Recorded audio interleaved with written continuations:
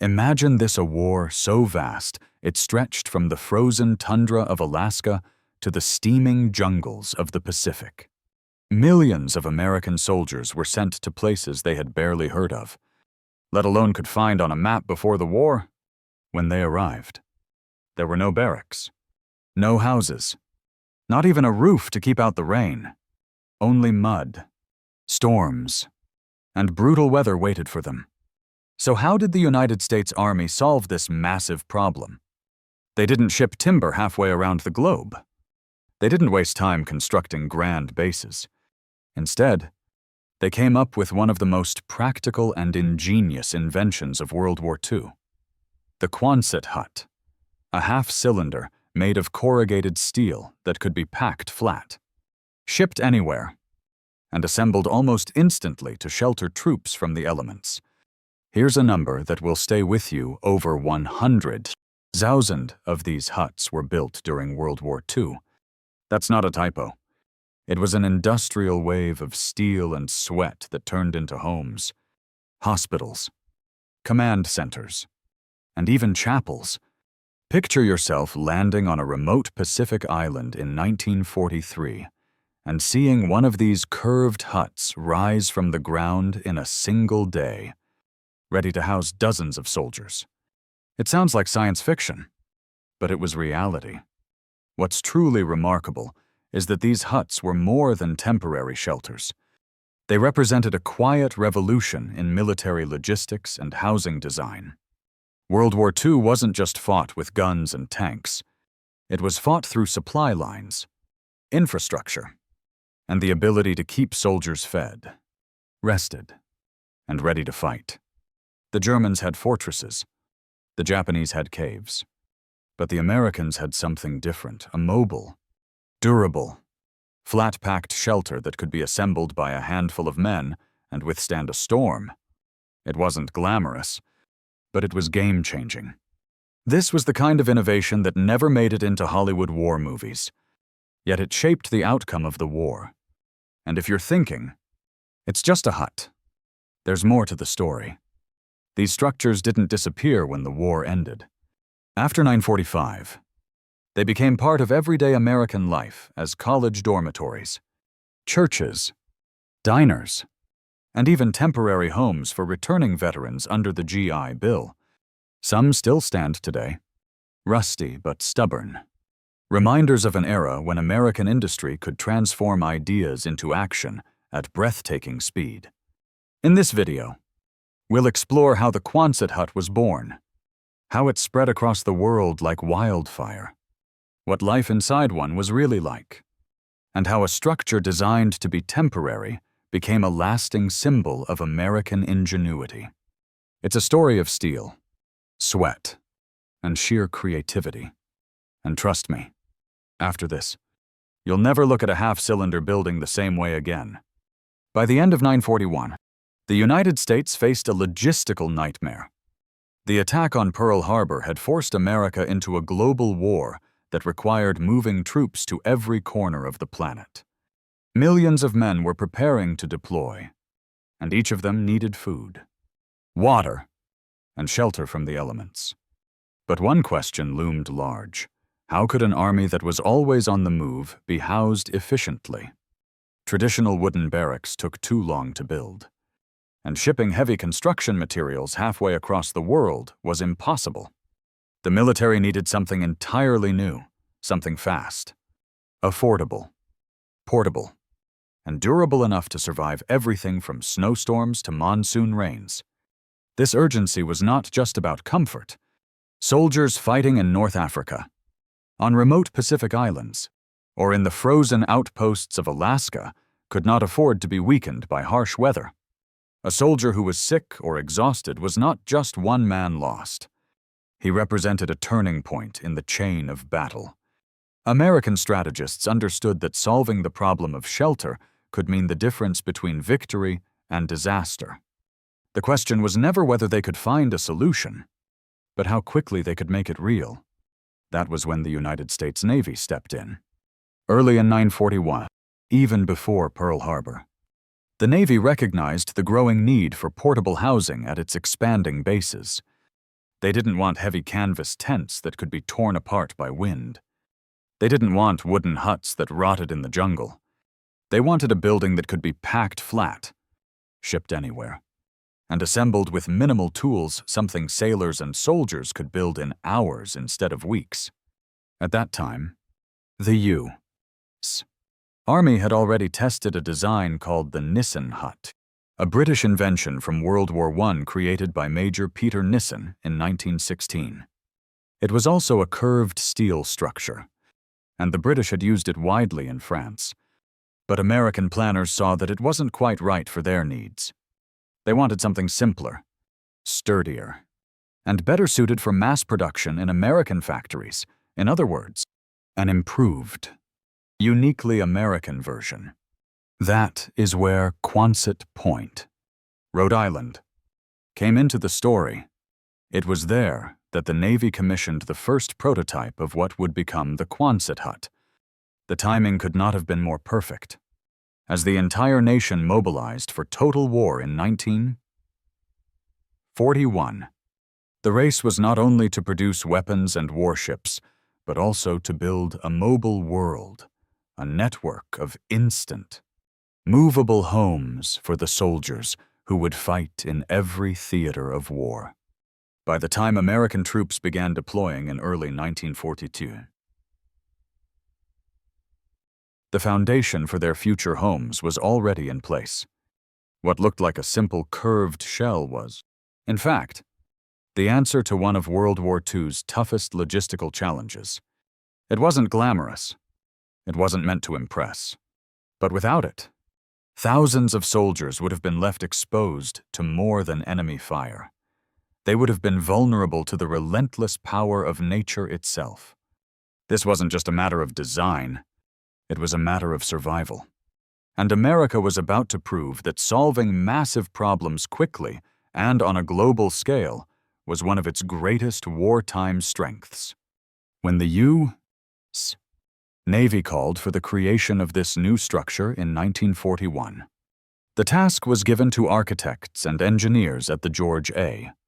Fuller Company, working at the Naval Construction Battalion Center in Davisville, Rhode Island. On paper, the mission sounded simple. In practice, it was monumental to design a lightweight, inexpensive, flat-packed building that could be assembled by untrained personnel using only the most basic tools. It needed to be strong enough to withstand tropical heat, Arctic cold, and every condition in between. The design they created was remarkably simple. Imagine half of a cylinder made from curved sheets of corrugated steel, forming a structure about 16 by 36 feet, or roughly 8 by 11, 9 meters. The half-round shape was not chosen for appearance alone. It provided incredible strength, allowing wind, rain, and snow to slide off easily. At each end, plywood panels could be fitted with doors, windows, or ventilation openings, depending on the climate and purpose. Inside, the hut could be lined with insulation or left bare.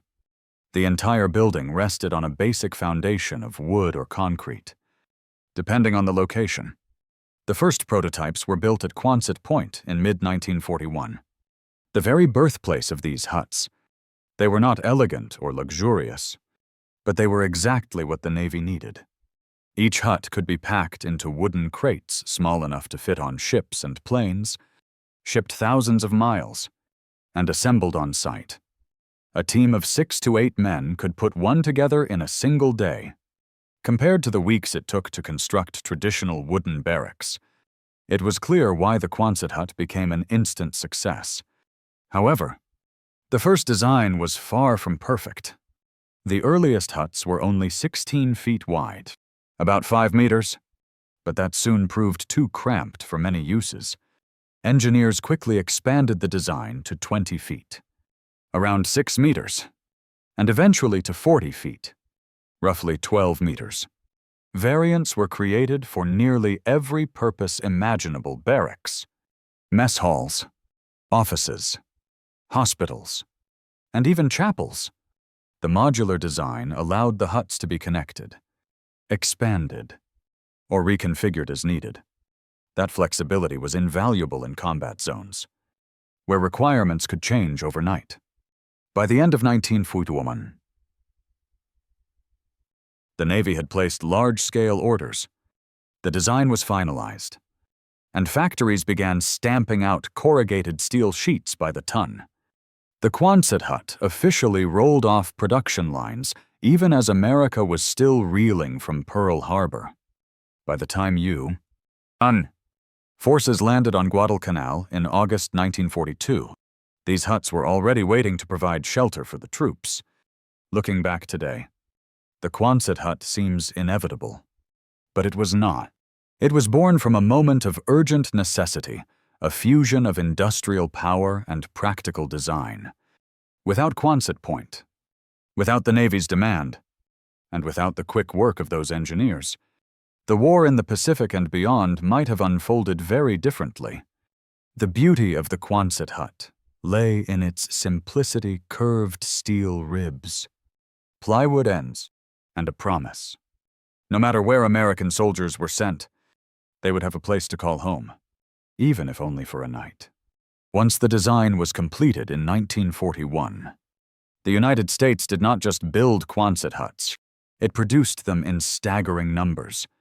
American industry was already producing Liberty ships, Sherman tanks, and B-17 bombers. Adding a simple hut to that list might have seemed minor, but it became one of the most widely manufactured wartime structures. By 1945, more than 100,000 Quonset huts had rolled out of factories, enough to house an entire army. How did they do it? The secret lay in the same formula that powered America's wartime industry: mass production. Factories across the country were retooled to stamp corrugated steel sheets, cut plywood panels, and package complete kits filled with every nut, bolt, and instruction needed. Each hut was shipped as a flat-packed kit weighing about 5 tons. It could be loaded into the cargo hold of a Liberty ship alongside jeeps, food supplies, and ammunition, then unloaded anywhere in the world. The Fuller Company and other contractors wasted no time with complicated blueprints. Every hut was standardized, which meant workers could assemble them as efficiently as cars on an assembly line. The dimensions were predictable, the parts interchangeable, and the instructions clear. A crate containing a Quonset hut kit was like a giant building set for adults, except that these pieces built the infrastructure of a global war. The numbers tell the story. In 1940, the Navy ordered more than 25,000 huts almost immediately, and production only accelerated after that. Factories in Rhode Island, New Jersey, and across the American Midwest worked around the clock. By 1943, entire ships left American ports carrying nothing but Quonset hut kits and trained construction crews. The process became so efficient that huts were sometimes built faster than the military could even decide where to send them. The real miracle, however, was how few people it took to build one. 6 or 8 soldiers with wrenches and hammers could raise a complete hut in less than a day. No cranes, no skilled carpenters, no on-site engineers, just manpower and a box of parts. That speed meant newly captured islands could be turned into operational bases almost overnight. Airstrips suddenly had barracks for pilots, kitchens for mess halls, and offices for command posts. A patch of bare jungle could become a small city in less than a week. It is worth comparing this to the enemy's approach. While German forces dug bunkers and Japanese garrisons carved caves into rock, American troops were building instant steel towns that seemed to rise from the earth itself. It was not glamorous, but it meant that wherever the American flag was raised, a functioning base soon followed. By the end of the war, Quonset hut production rivaled some of the largest hardware programs of the entire conflict. These huts were not just places to sleep. They became symbols of America's unmatched capacity to produce, supply, and build faster than any enemy could match. Sending soldiers abroad was one thing.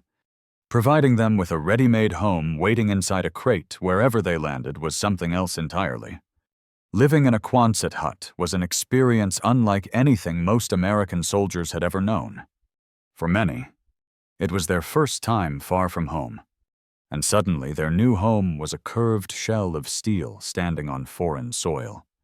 These huts were not luxurious cabins, but compared to sleeping in rain-soaked tents or freezing under the open sky, they felt like a gift from heaven. The interior of each hut could be adapted to fit the needs of the battlefield. In the South Pacific, they were often lined with insulating material to reduce the intense heat, and mosquito nets were hung to keep insects away. In colder regions like Alaska or Northern Europe, stoves were installed, sometimes one at each end to hold back the freezing air. Wooden floors kept soldiers off the mud, and makeshift partitions offered a bit of privacy.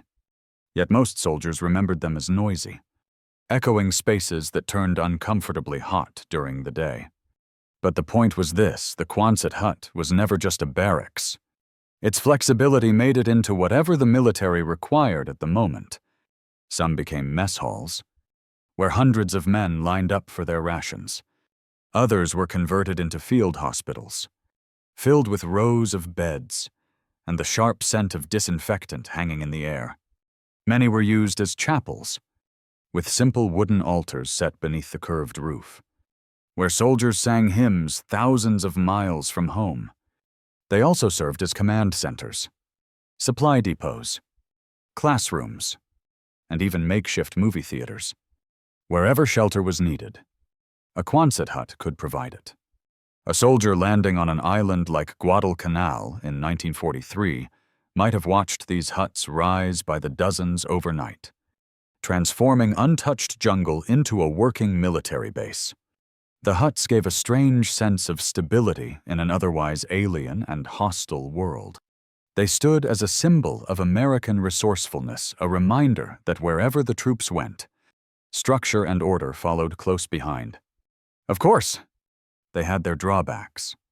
The steel walls amplified the sound of rain until it was almost deafening. In tropical heat, the interiors could feel like ovens. Ventilation was often poor, and humidity could warp the wooden ends.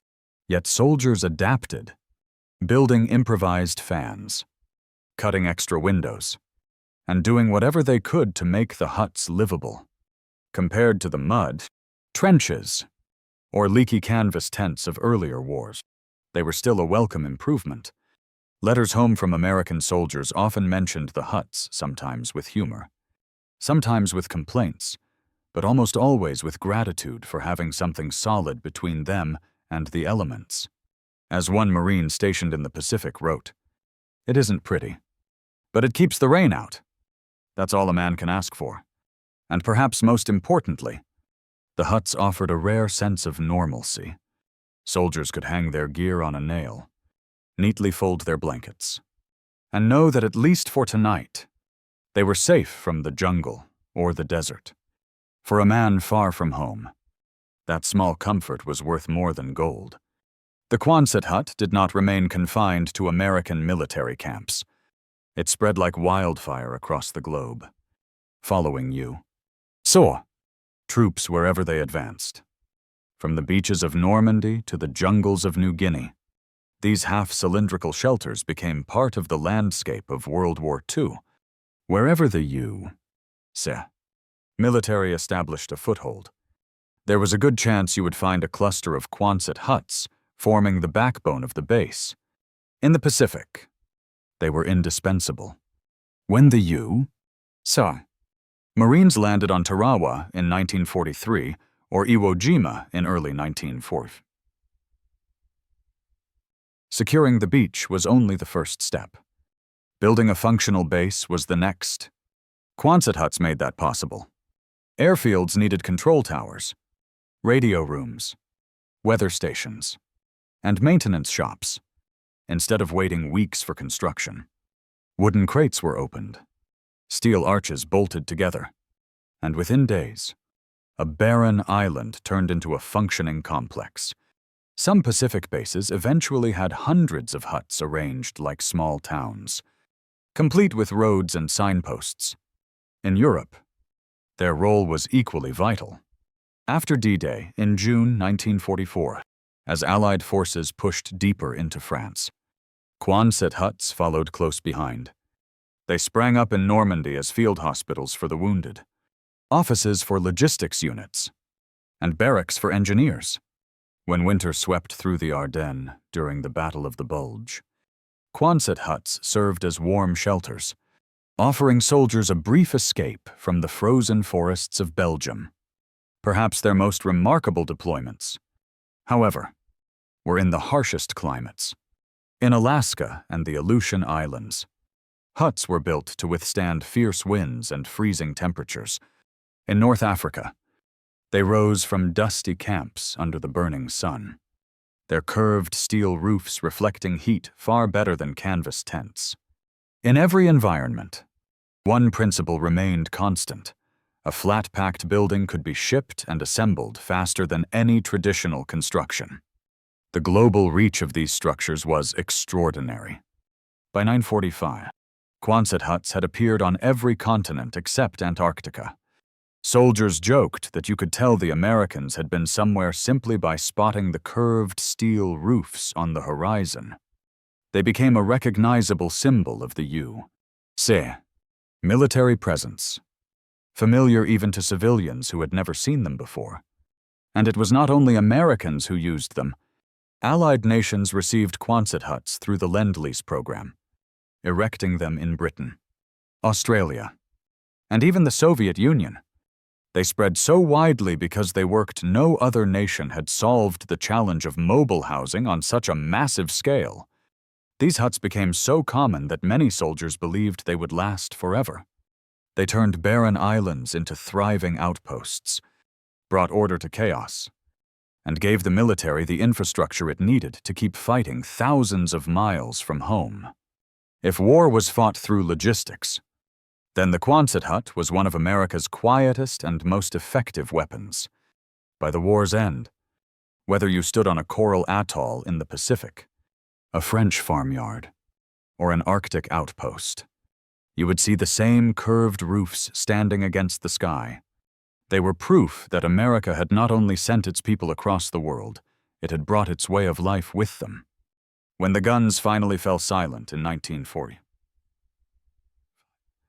most people assumed that the Quonset hut would fade away with the war. After all, those curved steel roofs had been designed as temporary shelters, a quick answer to an urgent wartime problem. But that was not what happened. Instead, they began a new life, one that would shape post-war America in ways few could have predicted. The first challenge came almost immediately: what to do with all those huts. With more than 100,000 built, the U.S. military suddenly found itself with a massive surplus. Many were dismantled and sold for scrap, but thousands more were shipped back home or simply left overseas. The timing could not have been more perfect, because America was now facing a housing crisis of its own. Millions of servicemen were returning from Europe and the Pacific, and the GI Bill was driving a surge in college enrollment. Cities and universities needed housing for these men and their new families, and they needed it fast. The Quonset hut became the instant solution. Across the United States, universities built entire Quonset villages for returning veterans. At the University of Michigan, former soldiers and their families lived in Quonset communities complete with kitchens, bedrooms, and even small yards. Other schools, like the University of Minnesota, Brown, and UCLA, followed suit. These settlements were far from luxurious. Many wives joked about cooking in half-cylinder kitchens, but they were affordable, quick to build, and infinitely better than nothing. Beyond college campuses, towns across America saw rows of Quonset homes appear almost overnight. Some were converted into churches, diners, and even dance halls. Small businesses bought surplus huts and turned them into workshops, garages, and warehouses. Farmers embraced them too, using the durable steel structures as barns and storage sheds. For a generation that had endured years of rationing and scarcity, these ready-made buildings felt like gifts, tangible symbols of progress and recovery. And they did not stay only in America. Overseas, the huts left behind during the war were quickly adopted by local communities. In places like the Philippines, Guam, and parts of Europe, people used them as homes, schools, and shops long after American forces had gone. What had once been meant as a temporary wartime measure became a lasting sign of survival and resilience. Of course, the huts were far from perfect. Families often complained about poor insulation, leaky roofs, and the constant creaking of metal in the wind. Winters could be freezing, and summers unbearably hot. Yet for many, the Quonset hut represented something more important than comfort.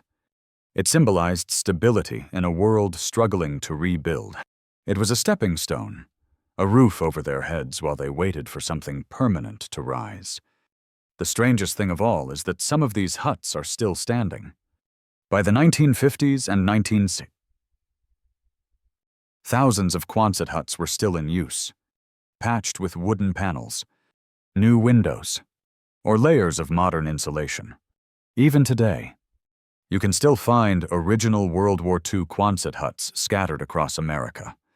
Some sit rusted and abandoned, while others continue to serve as storage buildings or workshops.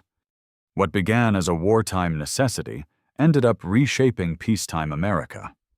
The Quonset hut was more than a shelter. It became a bridge between the chaos of war and the promise of rebuilding. And like the soldiers who once lived inside them, these huts proved far more resilient than anyone ever expected. Even now, nearly 80 years after the end of World War II, the Quonset hut has not disappeared. In fact, it has become an enduring symbol of wartime ingenuity, a reminder of how American industrial power once solved problems on a global scale. You can still drive through towns across the United States and recognize them instantly, those half-cylindrical structures of corrugated steel standing firm on open fields, tucked behind workshops, or quietly resting on college campuses. Some are rusted and weathered by time. Others have been carefully restored. But all share the same story: built quickly, built cheaply, built to last. The legacy of the Quonset hut is not just a matter of nostalgia. Architects and historians often regard it as an early ancestor of the modern prefabricated home. The concept of shipping flat-packed components and assembling them on site, an idea we now associate with companies like IKEA, was already being practiced on an industrial scale in 1941. The Quonset hut proved that modular design could be both practical and scalable, inspiring post-war discussions about solving the housing shortage through mass-produced homes. For veterans, these huts carry a deep emotional weight. Many remember them as the backdrop of their wartime lives, places where they wrote letters home, shared jokes with friends, or finally rested after days of combat. For civilians, they became familiar landmarks scattered across the landscape, from Rhode Island to remote coral islands in the Pacific. They stood not only as symbols of American military power, but also as emblems of adaptability and perseverance. Culturally, the Quonset hut achieved a kind of iconic status. Painters captured their curved silhouettes. Filmmakers used them as backdrops for stories of war and recovery, and writers referenced them as shorthand for the wartime experience. By the 1950s, they had become an inseparable part of American popular culture, embodying both the hardships of war and the optimism of Reconstruction. In some small towns, people still gather in community centers that were once surplus Quonset huts, their arched roofs sheltering dances, meetings, and Sunday services. The story did not end there. In the 21st century, Architects and do-it-yourself builders have rediscovered the Quonset form for use in eco-friendly and affordable housing. The same principles that worked so well in 1942, simplicity, durability, and cost efficiency remain just as relevant today. Some companies now manufacture modern versions of Quonset-style buildings for farms, workshops, and homes, proving that the original design has never truly gone out of date. And perhaps that is its most remarkable legacy. These huts were meant to be temporary, yet like the veterans who once lived inside them, they have endured. They stand as quiet monuments to the struggle and triumph of an entire generation, still standing firm as silent witnesses to a war that reshaped the world. So the next time you see one of those curved steel shells standing quietly by the roadside, remember this: that humble structure once helped win a world war. It sheltered soldiers across continents and continued to shape post-war life in ways no one could have imagined. In its own quiet way, the Quonset hut stands beside the Jeep, the Sherman tank, and the Liberty ship as a true symbol of World War II, proof that sometimes the simplest solutions leave the most lasting marks.